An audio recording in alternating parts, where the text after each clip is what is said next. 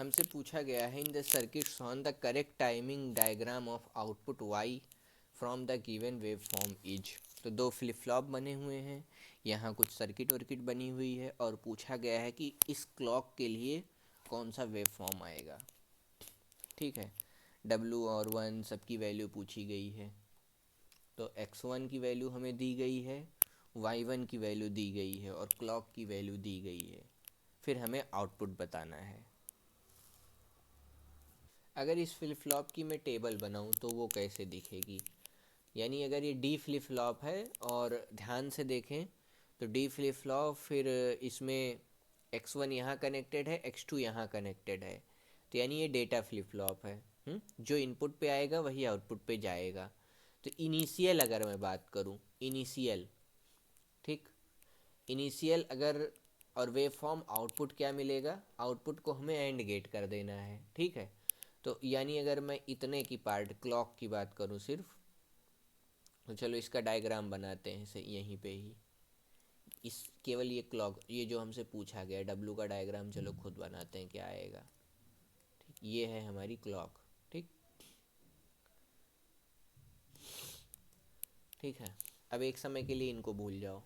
अब यहाँ देखो हमें क्लॉक दी गई है और ये क्या है, ये है निगेटिव एज ट्रिगर्ड, यानी यहाँ पर और यहाँ पर एक्शन होगा।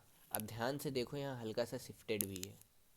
ठीक है, तो इनिशियली x1 की वैल्यू 0 है और x2 की वैल्यू 0 है। दोनों की वैल्यू क्या है, 0 है। तो दोनों की वैल्यू क्या होगी यहाँ पे,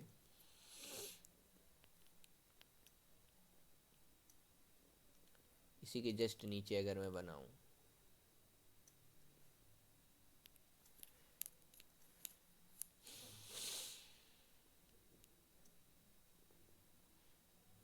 ये, ठीक, यहाँ तक क्या होगा, दोनों की वैल्यू क्या हो जाएगी, 0 0 है, 0 0 आया, क्यू बार में भी क्या मिलेगा, यहाँ 0 आया तो यहाँ भी 0 मिला, और 0 0 का हमने एंड गेट कर दिया तो हमें 0 मिलेगा। तो ये नीचे वाला हो गया। ठीक, टू बी एग्जैक्ट बोलूँ तो ये।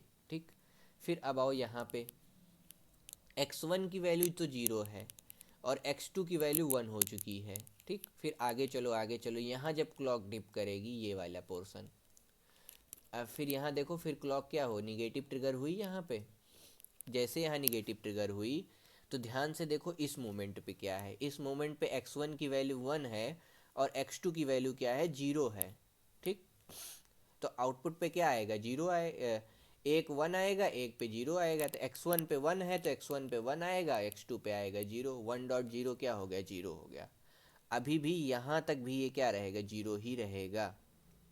ठीक, यहाँ भी 0 रहेगा, यानी फ्लिप फ्लॉप एक्शन में कब आता है, जब उसे ट्रिगर्ड क्लॉक मिलती तभी फ्लिप फ्लॉप एक्शन में आता है, यानी यहाँ तक ये क्या हो गया, 0 है।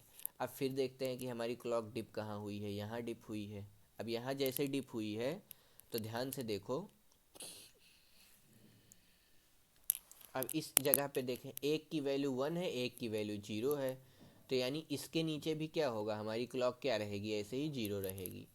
फिर आते हैं यहाँ क्या हुआ, निगेटिव एज ट्रिगर्ड है और यहाँ पर देखो दोनों की वैल्यू 1 है, इसकी भी वैल्यू 1 है, इसकी भी वैल्यू 1 है, यानी इस पॉइंट के बाद x की वैल्यू 1, y की वैल्यू 1, यानी जो आउटपुट आएगा वो भी क्या आएगा, 1 आएगा।